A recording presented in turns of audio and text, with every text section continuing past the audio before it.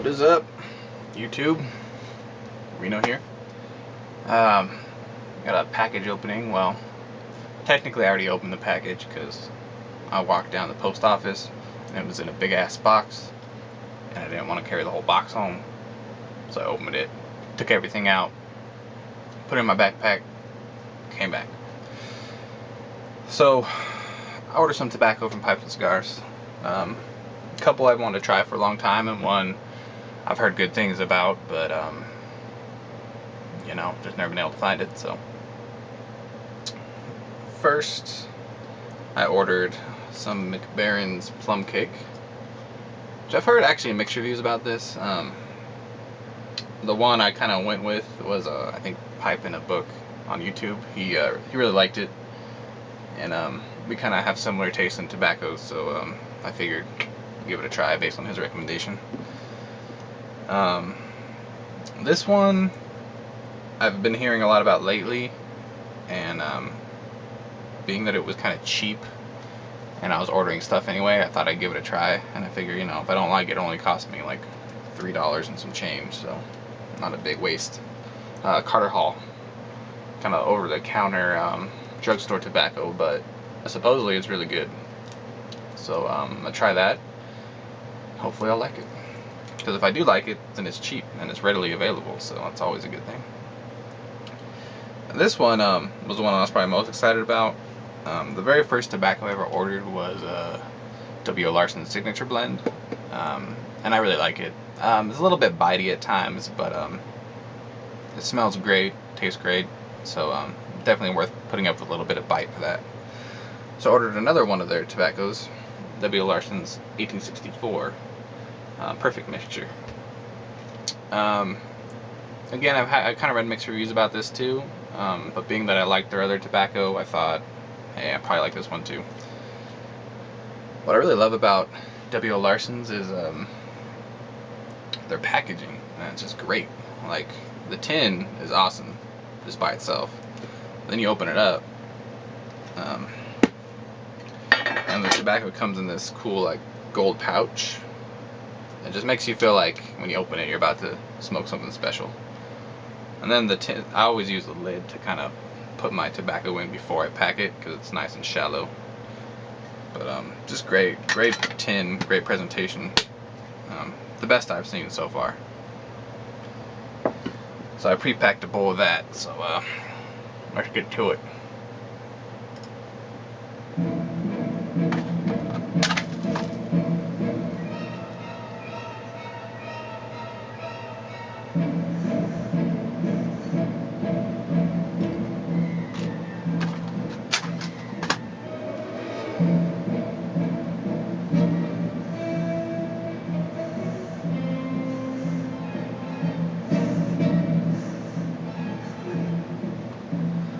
One of the downsides about using matches, tend to go out pretty easy. But at least I'm not scorching my, pipe and making it all black.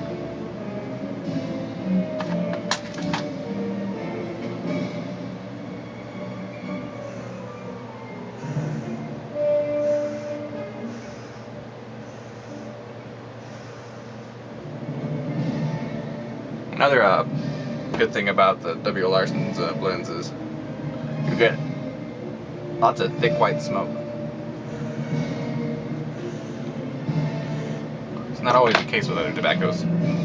Some tobaccos I smoke, the smoke tends to be more transparent, harder to see.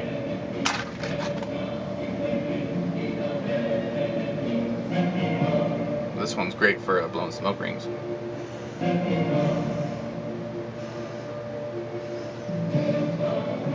Being that it's, I just opened it, it's gonna kind of be tough to keep lit, but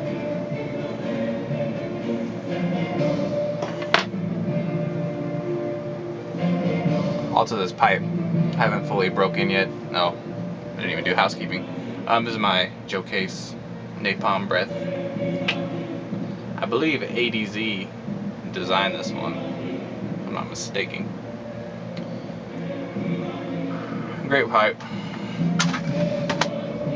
But Joe didn't carbonize this one for, I I think when he made this one,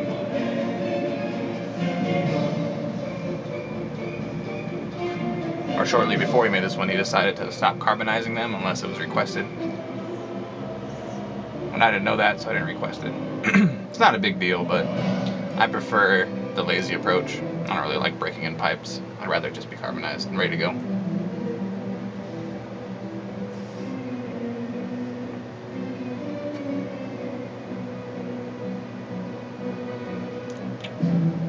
It's not bad. Definitely less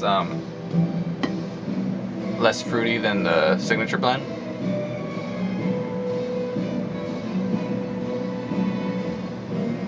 But there are hints of I don't know, it's hard for me to say. I always review that tobaccoreviews.com, and people are like, oh, I get hints of fig and chocolate and oatmeal, rum and dry hay and breast milk. It's just so luxurious. I don't ever get that. I mean, certainly when I smell the tobacco by itself, you get hints of, you know, different types of flavoring, vanilla, cherry, whatever they use. But when I smoke it, it's very subtle. I mean, you really have to concentrate to get something like that, and it's definitely not prominent in anything I smoked. I mean, maybe it's just the way my nose and my palate works differently than other people's. I'm not saying they're lying. I'm just saying I don't get that. I often think people say that kind of stuff on reviews to make it sound more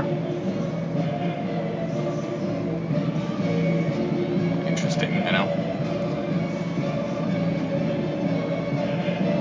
Or maybe it's one of those things where you read that something smells or tastes a certain way, and then subconsciously you kind of create that while you're smoking it.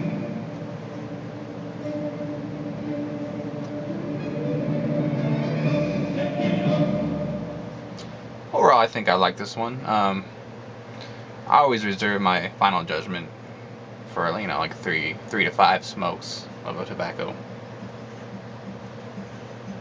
So often the first smoke tends to be the worst because it's still moist, but once it like dries out a little bit and gets, you know, aged a little bit, it tends to improve.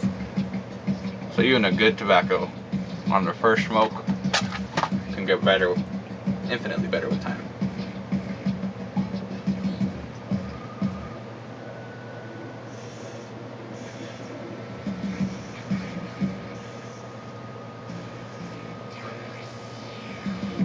But anyway, that'll probably be it for today.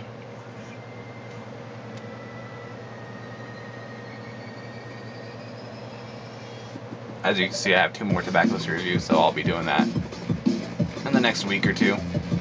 Have a couple more videos for you. And maybe a couple more box openings.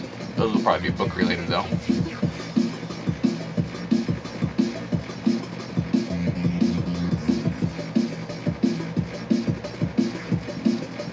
Alright, see you guys later.